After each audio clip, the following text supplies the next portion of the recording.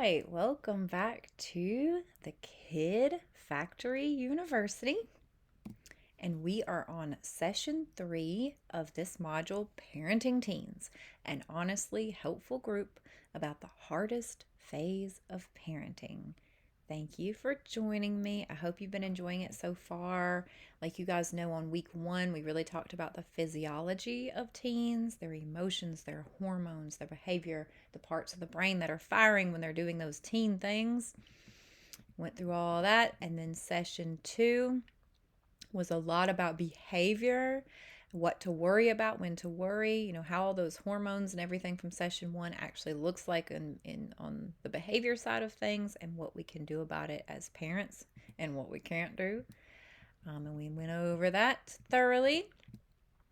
And now we're in session 3, setting your teen up for success. How to prepare your teen to get the heck out of your house. That is the ultimate goal, right?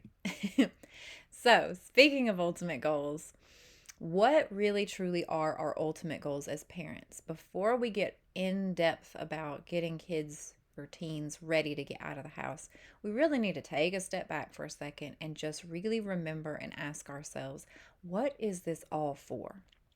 What are our goals as parents? Now, I get a lot of answers to this question from parents because I ask it all the time, and those answers vary. But I will tell you, when we really strip everything away and we really boil it down, it really comes down to 2 things that should be your ultimate goals as parents. One is to raise humans who can create their own happiness, and 2, to have a relationship with them for the rest of our lives. I'm going to talk about that for a second. The first one, it's really common that parents say, I want to raise happy kids, I want to raise successful kids. Well, the idea that someone is ever going to always be happy is not realistic. And that is sometimes where parents, get into trouble, is they have this expectation for their child to always be happy. Like, I gave you everything. Why are you still so sad? And it's because it's not our job to make them happy. And it's not our job to create happiness for them. It's not possible. It's not a possible goal. So let's take off impossible goals off of our to-do list. We can raise humans, though, who can create their own happiness. Now, we don't get to determine what makes them happy. We don't get to determine who they are and what makes them tick. But we can give them the tools that they need so that they can go out there and create their own happiness. And given the fact that statistically we're going to die before they do, we want them to be able to do that. We don't want them to be dependent on us for happiness. So I want everybody to kind of tweak what they think they want for their child to actually be to raise humans who can create their own happiness. The second thing is to have a relationship with them for the rest of our lives. Now, oftentimes we will sacrifice the second goal for what we think is the sake of the first one. In other words, I don't care if you're mad at me. I'm going to tell you what you should study in college. Or I don't care if you hate me forever. I'm going to make sure you ... Well, that's not true. If you're being honest with yourselves, chances are you hope to have a relationship with your child for the rest of their lives. And that's okay. And that's a good thing. And I want you to, for the rest of our lives, because we're going to probably not live as long as them, hopefully. But that's fine. That's a good goal. And so if that truly is what you want, and you really do want to continue to have a relationship with them, then this is going to be a really helpful conversation, because we're going to talk about how we tend to do things that we think are such a big deal, but we do them at the sacrifice of our relationship with our child, and it turns out they're not that big of a deal. So I hope to kind of let you know the things that are a big deal and the things that aren't, so that you aren't throwing away your relationship with your child over something that doesn't matter that much. But first, here are the goals. If these aren't your goals and you're looking at this and you're like, nope, then this might not be the right session for you. But if these are your ultimate goals as parents, then let's move forward. So first, let's think. What skills do they need in order to get out of this house? So I've tried to break this down really simply. And these are the skills that they really do need in order to leave home. One is to manage screen use. 2, meet their own basic needs. 3, able to be autonomous and make their own decisions. And 4, able to manage their budget. So screen use may seem silly, but technology is a huge player in our society right now. It is shaping the social fiber of the next generation, and it rapidly is increasingly becoming important in people's lives. Much more important than it was in our own and our children's children. It's going to be more important in their lives than it is our kids. So this is a whole thing that we have to acknowledge and we have to take seriously. Our kids need to know how to manage screen use by the time they leave the house or in order to leave the house. They need to meet their own basic needs. They need to be able to feed themselves, clothe themselves, and not hopefully live in a disgusting pigsty. Though a little bit of a pigsty is okay. But they need to be able to, remember the basic needs from before, the food, water, shelter, all that. They need to be able to provide that for themselves. They need to be autonomous, which means able to do things on their own, or the belief that they can do things on their own. And they need to be able to make their own decisions. So they need to be able to go out into the world and say, this is what I'm going to do, this is what's best for me, and not looking to us to make those decisions for them. And lastly, they need to manage their own budget. They got to pay their way. They got to figure out how to get through life and pay their way through it. All right, so these are the skills they need in order to leave home. Anything you don't see on this list is not that important, to be honest. Okay. First, let's talk about skills and teaching skills. If you remember from last week and we talked about behavior, you have to teach behavior, right? Just like that, you had to teach them how to use the bathroom and how to walk and talk. We have to teach them each one of these skills that prepares them to leave our house. So first, I want to do a little 101 class about teaching new skills. There are 3 stages to teaching someone a skill. This is going to sound obvious, but it's actually a really, really good reminder when it comes to our kids because we sometimes get stuck on some of these stages. Stage 1 is we initially have to show them how it's done. So when we're talking about mopping the floor, we need to show them how to mop the floor. That means we're walking them through the steps as we're doing it. We're showing you, here's how I mop the floor. First, I put the stuff down and then I mop it up with the mop, and you're showing them how it's done.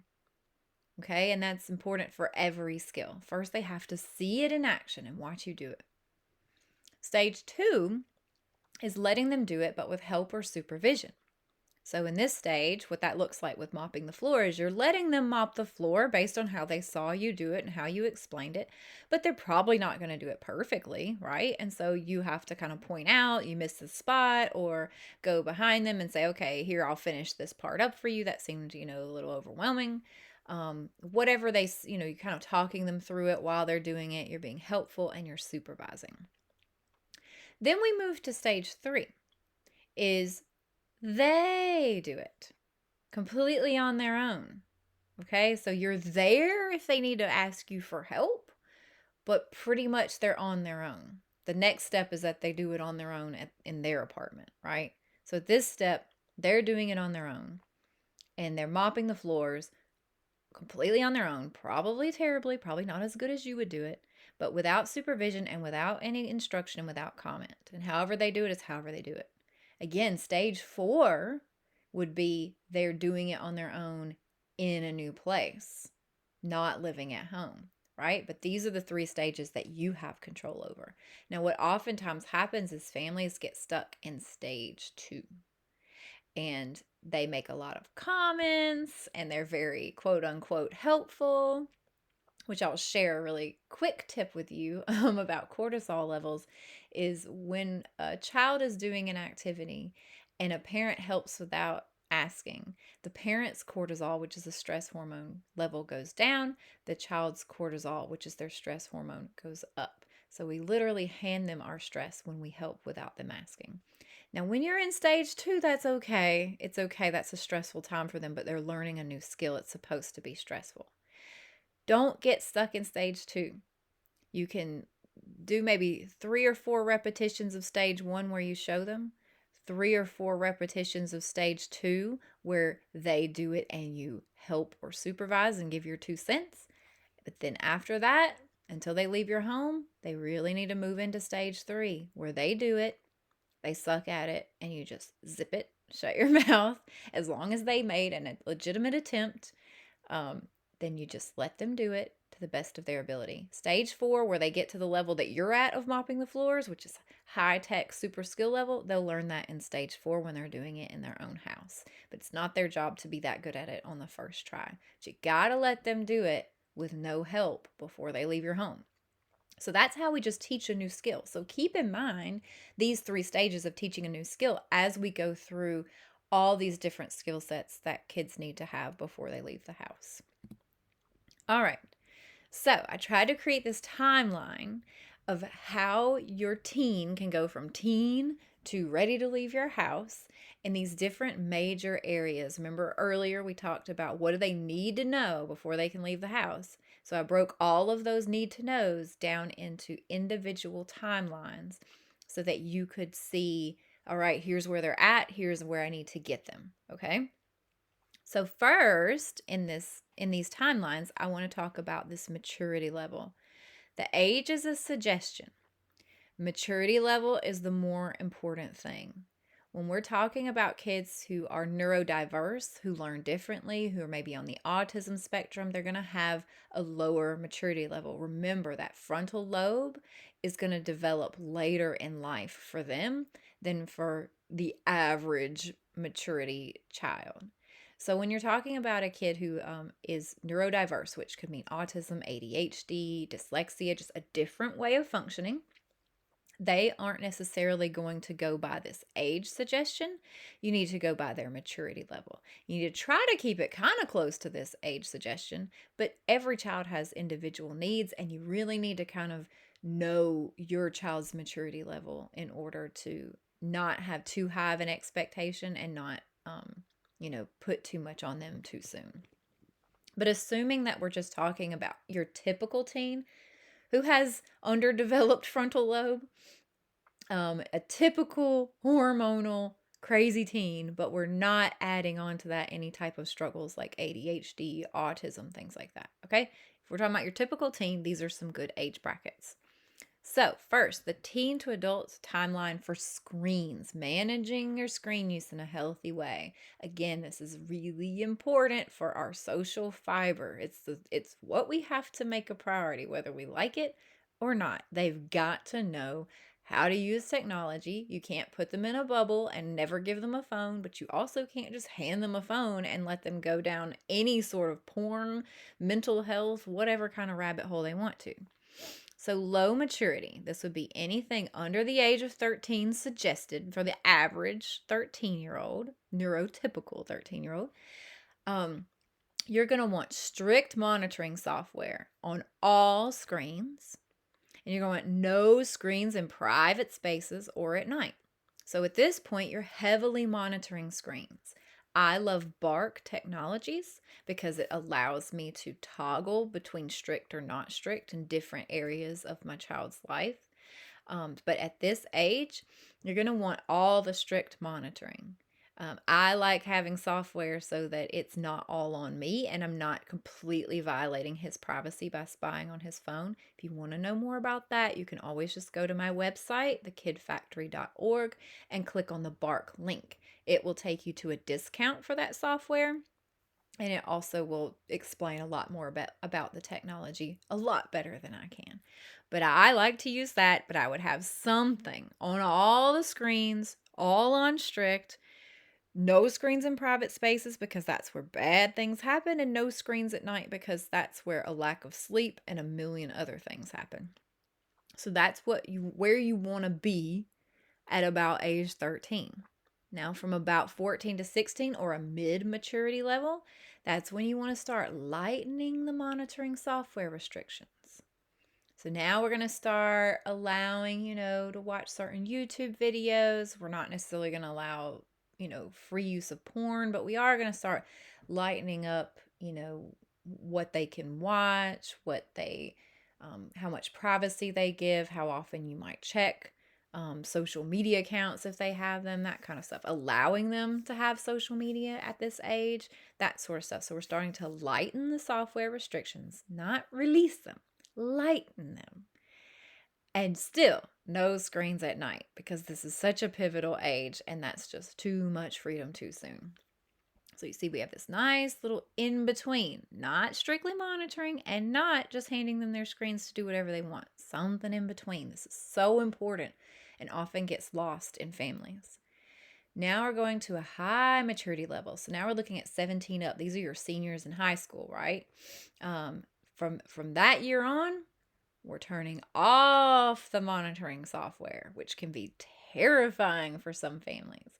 Now, just because you're going to end up with no monitoring software on your senior in high school's phone, if he's of high maturity level, does not mean that, oh, we should just, if we're going to turn it off eventually, just hand him the phone whenever we give it to him. No, he needed to have the training wheels on. He needed the scaffolding to help him form his identity with screens in a healthy way. Now he can start to use it on his own. By the time you've reached this age, you've reached a little more logical thinking when it comes to things like porn use and consent and mental health rabbit holes that you have no idea your child can go down. He's going to have a little bit more perception, healthier perception on screen so he can make healthier decisions. So now we're turning off the software. And the second one, no tracking devices. So many parents, as soon as their child can drive, put some sort of, find my phone, they turn that on, or get some kind of Life 360, and they're tracking the speed that their child is driving. They're tracking where their child is at all times. I am not a fan. If you want to have these on there for emergency situations, like your child goes missing, your kid didn't come home at night, something like that, that's fine. But I do not like parents tracking their kids in the real world. The real world is 10 million times safer than their online world. And I'm telling you, trust these kids. Let them go into the real world. Let them do a little bit of dumb stuff while they still live under your roof. So you're going to hear me say that a lot. But don't do these tracking devices that you're looking at what speed they're going and you know where they are at all times. I'm telling you, you're going in the wrong direction. You're getting more and more strict when they start to drive. You need to be lightening and getting less strict. Okay. Next category for something they need to know to be able to get out of your house. They need to know how to meet their own basic needs. So what does that mean? Well, when we look at the low maturity level, so like up to about age 13, at that point, by 13, they already need to know basic housekeeping. They know how to do the dishes or how to do their own laundry, that kind of stuff. They need to know how to cook basic meals, spaghetti, ramen noodles, at least if it's a college student. And they need to know how to manage all of their hygiene care. So by 13, they need to know about brushing their teeth, putting on deodorant, bathing themselves, shampooing. They need to be doing all that by age 13.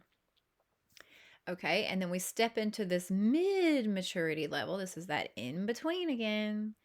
And between about ages 14 and 16, they need to start learning more in-depth, like home repairs, definitely changing light bulbs, but even just making little repairs with hammer and nail. They need to know more in-depth cleaning, cleaning the baseboards, scrubbing the toilet and bathtub, just the bigger cleaning projects, maybe shampooing the carpets, that kind of stuff. And they need to learn to drive. This is a biggie right now. If you have a younger kid, you might not have realized this, but if you have like a 16-year-old, then you know that at least half their friends aren't driving. They aren't getting their learner's licenses. They're not motivated to drive. Now, why is that? And that's because we've taken autonomy away. And by the time they're 15, they're used to it. They're used to deferring decisions out to you. They're used to the comfort of you taking them somewhere. And it's actually getting a little scary, the thought of going into the real world, because it feels so foreign to the world that they currently live. We're trying to make that world not seem so foreign. So I really want parents to push, get your learner's permit, Do the courses you have to do. Learn to drive. Okay? And then, in addition to that, they need to be managing, scheduling all of their appointments. So they need to be making their dentist appointments, their medical appointments, even vet appointments for pets, whatever appointments you can think of for this kid to make.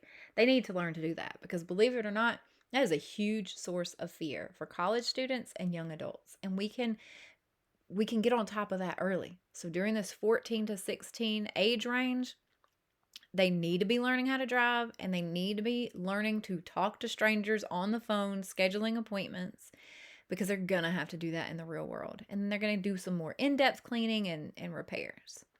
So that when we move into this high maturity, age 17 plus, seniors in high school is what I like to picture in my head. Now we're talking about they could learn some car repair, like changing tires, changing oil, that type of stuff. They need to manage all their basic hygiene and all their housekeeping by themselves. So at that point, they're cooking and they're cleaning and they're taking care of their bodies completely on their own. That doesn't mean they don't eat your meals, but it means they need to regularly be capable of preparing themselves a pretty decent meal. By that point, we're talking, like chicken fettuccine alfredo or something a little more in depth than ramen noodles. Now, I think you're probably noticing a theme that when it comes to age 17, I want them to be able to do pretty much everything that you want them to do in adulthood. That's because that senior year, juniorish, seniorish year, is the time to practice being an adult. The only thing that you want to be different about when they move out of the house, whether it's to go to college or to live on their own, is doing those things on their own. So they don't want to learn a new skill. That the new skill is living on their own. Everything else they need to already know, if that makes sense. So the next teen to adult timeline, they need to be autonomous and be able to make decisions for themselves. Now, what does that timeline look like? First, let's start with low maturity. So by age 13, your child needs to decide where they want to go to school, if that's a financial option for your family. If it's not, finances rule, right? Can't pay for it, that's fine. But if your child goes to a private school and they want to go back to public and you don't want them to, let them go back to public, vice versa. They need to decide all their extracurriculars. If they don't want to do baseball anymore, they don't have to do it. If they want to take up, and again, this is always about the budget. If this fits your family's budget, then let them decide within reason. They need to decide their interests. So no telling them, oh, but if you learn to play the piano, it's going to look good on your resume. Or if you do this, if you learn a second language, it builds your IQ. None of that. If they're not interested in it, don't make them do it. And yeah, they're probably going to be interested in video games and a lot of other things that you think are wasteful. But you can set the rules. Remember the family agreement. You can set rules of how much they can be on screens. You can set the screen boundaries. But if within that reason, that's pretty much what they do. And otherwise, they just kind of chill out and hang out. This is when it's time for them to be making those decisions for themselves. And they can figure out the consequences for those eventually. Or they might find that they're introverted people that aren't that interested in that much stuff. And that's okay too. We need to let them decide their friends, their love interests, all of that. So by age 13, they really need to be deciding where to go to school, what they're doing with their free time, and who they're hanging out with. Okay? You're not engineering that anymore. By mid-maturity level, which is that 14 to 16, late middle and early high school, they need to be deciding their social calendar at that point. So where they're going, who they're hanging out with. Their study schedule. You're not looking at grades by this point. Do not look at grades. They are managing how they're preparing for school and how hard they're working at school. No checking those grades by then. The activities they're doing, which we talked about that before, and their life goals. So when they start talking about what they want to do and what they want to be, you guys should not be saying, oh, but there's no future in that. There's artists don't make money, all that kind of stuff. Nope. They're deciding the life goals at this age. and their clothing and self-expression. This one is really hard because sometimes our kids want to wear weird stuff and it makes us feel insecure about what does that say about me as a parent. It doesn't say anything except you're letting your child practice autonomy. So, at this age, they really need to be deciding how to express themselves, who they are, what they want out of life. If you don't let them figure this out then, at the age like 14, 16, they're going to put a pause on their future goals and they're going to figure it out when they're young adults. And I'm telling you, give them time to figure it out now. Otherwise, you're just delaying that till later on when you're not there for them to be a safe place to fall. Now, we're getting to senior in high school, 17 years old, high maturity level. What does autonomy look like then? Well, at that point, they're deciding what to do with their money, how to allocate it. They're deciding what college to go to, if they're going to college, what career to pursue if they're not. Pretty much any decision that isn't determined by money, you need to let them make. So obviously, if your family has a certain budget, you might have to say, we can't afford that college that you want to go, that you got into, or something like that. But outside of just what is not in your family budget, you need to let them be making pretty much all of their decisions. So again, this is a time in high school when parents start increasing the grip that they have on their kids because they start getting really worried about college admissions and looking good on applications and, oh my God, what are we going to do? The grades aren't there. And I'm telling you, pump the brakes. Don't do that. Your kid will be able to get in somewhere that will get them where they need to be ultimately, but it's much, much, much more important long term that what they learn is autonomy. So even if the grades drop, even if they can't get into the college that's their dream college without you helping, quote unquote, the whole way through, you can't do it. It doesn't do them any good. It gives them a false sense of achievement, and that is no good. Trust me. So by senior year, they need to be doing all that. And by like late middle to high school, they need to be managing all of their studying, all of their grades. They're the only ones checking their homework and making sure it's getting done. That's it. All right, the next teen to adult timeline, I think it's the last one, is money. Of course, they need to know how to spend their money and how to stay alive and survive financially. So what that looks like is by age 13, I think if you should be managing at least half of your child's earnings. And then half of them, they need to be able to spend however they want. So they can spend half the money they bring in, whether it's through birthdays or through jobs, or if you guys do allowance. I'm not a fan of allowance, but if you do it, that's fine. Half of that they can spend however they want, roughly. And then half of that really needs to go towards savings or be allocated in a way that you think is healthy, so that you're kind of teaching them about the skills. First, you do it for them, right? First, you show them how to do it. So first, you show them how to make a budget. And then when we get to this mid-maturity, 14 to 16, now you do it with them, right? So now you're giving them a little more, like maybe 75% of their earnings they can do with what they want, but you're keeping that 25% to go towards savings no matter what, or sit down and making that budget with them and you guys make it together. That's what that sort of mid-maturity level with money looks like. And then high maturity level, by that senior year, they really need to manage all of their earnings. So any money that they're bringing in, if they're blowing it all on video games, they're blowing it all on stupid stuff, fast food, which is really common, coffee, Starbucks, you got to let them do it because it's better that they run out of money and they do a terrible job while they still have a place to live than do that when they get out in the real world. Just keep telling yourself that every time it gets hard. Better that they fall now and have a net underneath them than they fall when they get in the real world. And of course, they're going to fall at something. That's what we do when we try to do new things. Okay, so let's talk about, we just talked about all these skills that they need to have before they get out of your house. And if they can do all those, if they have all those skills down, they're probably going to thrive outside of your house. But let's go over some of the big roadblocks that come up a lot. Some of the main reasons that families end up in my office on their child's way to adulthood or in early adulthood.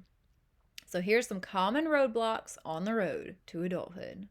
The first biggie that I hear about all the time is laziness or lack of motivation. They're so unmotivated. They're so lazy. All they do is lay around. They don't want to do anything. Let's talk about this. So there's a beautiful book, and I'll put the link in the email for this session video, a beautiful book called Laziness Does Not Exist. And it addresses this exact issue of young adults, college students who are called lazy, and what it really actually boils down to and how to understand this better. So nobody wants to be lazy. Nobody wants to not be impressive. Everybody wants to be impressive. Everybody wants to feel successful in some way. They all define success differently, but we all want to feel some version of success and competency. Remember, that's one of the 3 basic human needs, is feeling competent at something. So what happens when a human starts behaving in a quote unquote lazy or unmotivated way? Well, I've found that typically has one of 3 root causes. So it's best if you can first figure out what's the root cause of the laziness. One is overwhelm or burnout. So when we see this, we see the kids that just have too much on their plate.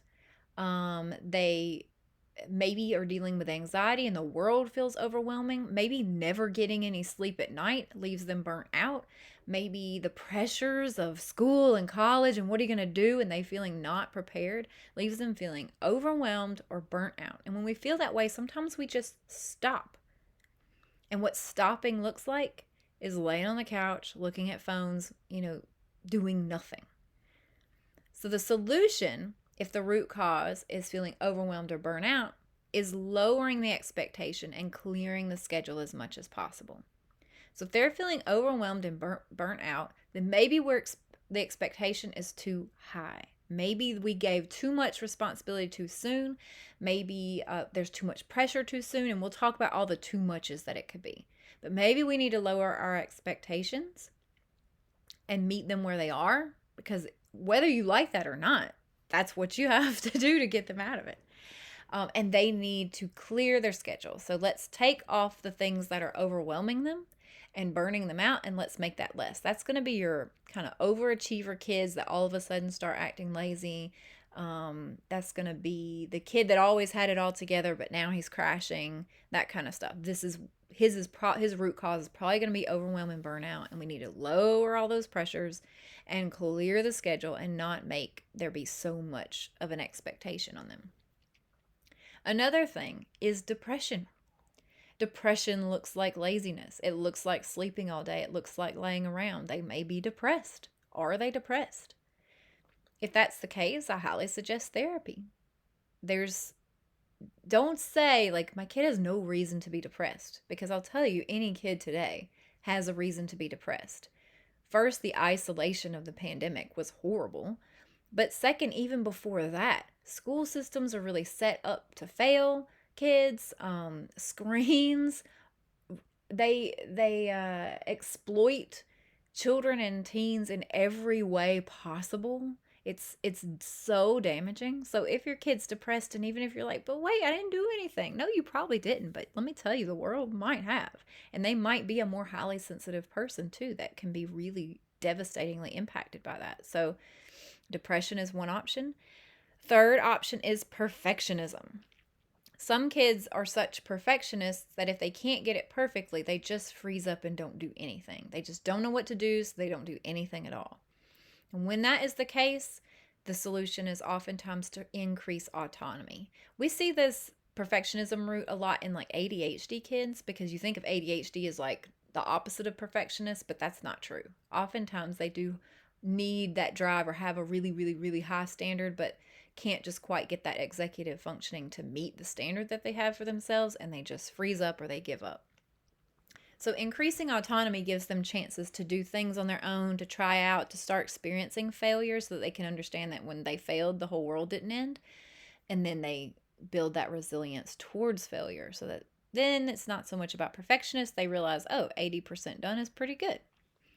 All right, so there's some root causes of laziness or lack of motivation, which is a big roadblock in adulthood, and a few things that you can do about them. Another common roadblock on the road to adulthood is too much too soon. And some of this relates to where this laziness symptom that you might see in your child. But what that means is too much too soon. This is when we're talking about families where screens are given without any restrictions, without any monitoring. They can have them at night, they have them all day, you can just have them whenever. Too much responsibility at home. That's when, kids are asked to do too much for siblings, plus homework, plus all the cleaning, just do it, suck it up, buttercup. Too much responsibility. Too much expectation to do or be something. That's the pressure parents. I love y'all, but y'all tend to say, you should do this. You're more capable than that. You could do better. You could do more. Look good on that resume. Come on, you can get to the best possible college you can. That's too much expectation to be something. And too much autonomy. I'm a big fan of autonomy, but you can have too much autonomy, particularly when it's paired with no open communication. So in other words, go wherever you want, do whatever you want. I don't care. I want your kids to go wherever they want, do whatever they want, and I want you to really care and worry about it. That's the perfect combination. But if they feel like you just don't even care what happens to them, that's too much freedom. They need to know that you do care. The other roadblock is too little, too late. And typically this means overprotection. This is more what we're seeing in today's families that is causing a roadblock. It's overprotection, too much safety concerns. Oh, you can't ever go anywhere with friends, and I'm going to track you and I know where you are at all times. Too much oversight in decisions. Too many parents weighing in on here's what you should or shouldn't do. Oh, that's every time they say, oh, I think I'm going to do this, and you're coming in with, no, you shouldn't do that. You should do this. Not enough chores or expectations. So that's the kids that, the parent that takes care of everything. I have this problem where I do too much for my child, and they don't ever get to develop any autonomy. So not enough chores, not enough hard work, not enough contributing to the whole. I've enabled that because I'm constantly helping and doing stuff for you so that you have more time, to go to more activities and all that. Parents who are handling executive functioning skills, which means your child maybe isn't showing signs, especially the kids with ADHD, and among other things, autism, everything. They're not good at organizing things. They're not good at keeping up with their assignments. They're not good at executive functioning skills, which are all those things. And so parents do it for them. And then there never becomes that point in learning a new skill that you do it with them or they do it on their own. But you kind of just get stuck in that do it for them stage, which is just supposed to be the first stage. So parents start doing that and then they literally atrophy. You think of a muscle. If you don't use that muscle, it atrophies. Well, if you don't use your executive functioning skills, they atrophy and they don't grow. And then the last one is too little trust or open communication. We should be talking about all the things all the time. There should be no taboo topics at home. I feel like I say that all the time. Sorry if this is the 100th time I've said it. But we gotta trust them some. Trust them, but be talking about everything all the time. But if we really treat them like we don't trust them, if we are on them all the time, then they start to think, am I untrustworthy? Is there something about me that people shouldn't trust? And it really becomes this roadblock of trusting themselves to make life decisions. So talk about everything all the time, but then trust them to ultimately make the best decision. Gotta be a little bit of trust in there. So those are some common roadblocks that we tend to hit on the way out the door into adulthood, where our kids get stuck and end up returning home or staying at home for a long, long time. I want to talk for a second about, at this point, parents, you might be feeling like, oh my God, that's so much stuff. So many things that I can't be too much of. I can't be too little of. So many ways to screw this up. And yeah, I get it. I feel that way. I felt that way when I was understanding this information. But that's why I want to swoop in at this point of the conversation and talk about good enough parenting. Um, you don't have to be perfect. In fact, it's better if you're flawed. It's better if you're not a perfect parent. It's better if you're not always there. It's better if you don't always say the right things because you're just showing what it means to be human. When it happens, you just say, oh, that just happened. Sorry about that. But you don't have to be perfect. You just have to be good enough. And what is good enough parenting? Talk about everything. This shouldn't be hard. This should be easier because then you're not having to stop yourself from saying anything. You're feeling some kind of way, you're having a grouchy day, say it. If something terrible happened to you as a child as a result of a decision that your child might be about to make, say it. Now you're relatable. Talk about your fears, say what you're worried about. If it comes in your head, say it out loud. First of all, that brings us closer to our own intuition, and it's really good for us to do that. But it's also really good for our kids, for them to know who we are as humans truly, and to not see us as these perfect parents, who have it all together and they're the screw ups because they don't. Just talk about everything openly. There's nothing that you don't want to say to your child. Especially we're talking about teens, because a lot of times parents will say, oh, on an age appropriate level. But by the time they're teens, you should be able to talk about all of it openly. All right, next. Remember, you're really only trying to prevent permanent mistakes here. Okay, so when you're really stressed out about helping them with decisions and what if it's the wrong decision, other than permanent big time mistake decisions, other than that, don't sweat it. Even if you think they're going to make a bad decision, but they're like insisting on doing it anyway, just let them do it. Let them make the mistake. It's not that big of a deal. You're just trying to be there to hold a safe space where they don't make any lifelong damaging mistakes. And these are big things. This is like the big stuff. Heavy drug use and self-harm or suicidality or impregnating someone, stuff like that. You just have to be here to hold a safe space to prevent the big mistakes. All the little ones are helpful. They're good for them to make, so let them make them. And you also need to keep them alive. Good enough parenting. Keep them alive and love them unconditionally. It really could just be that one. Just keep them alive and love them for who they are. Love who they are, not who you want them to be. And other than that, you leave the rest to them. So to be a good enough parent, first of all, you don't have to be perfect. You just have to talk openly. Keep them from making lifelong mistakes. Keep them alive and love them to death and leave the rest to them. No one knows them better than they know themselves. That doesn't mean they know life better than you, but they do know themselves. So just leave the rest to them. I hope that's helpful.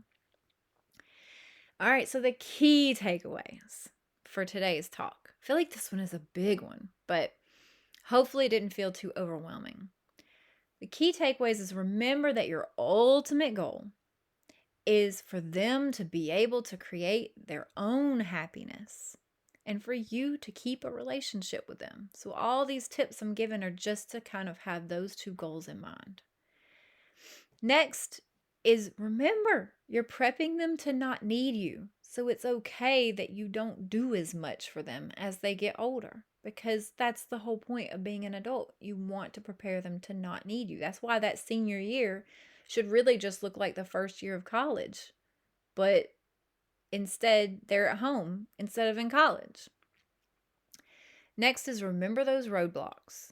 Remember that they're normal, remember that they're common, and remember what to do about them, how to prevent them. And last is just be a good enough parent. You don't have to be parent of the year. You don't have to not screw everything up. You just got to be good enough, which really boils down to keeping them alive and loving them unconditionally. I hope this talk was helpful. Please send me any questions. I feel like this one's going to have a lot of questions. And remember, that's what I'm here for. When you purchase this course, you purchase the ability to talk to me over the next 4 weeks, however much you want. Ask me whatever questions you want. Ask me about your personal situation. See if I can be of any help to you. So take full advantage of that and have an excellent rest of your day. Bye.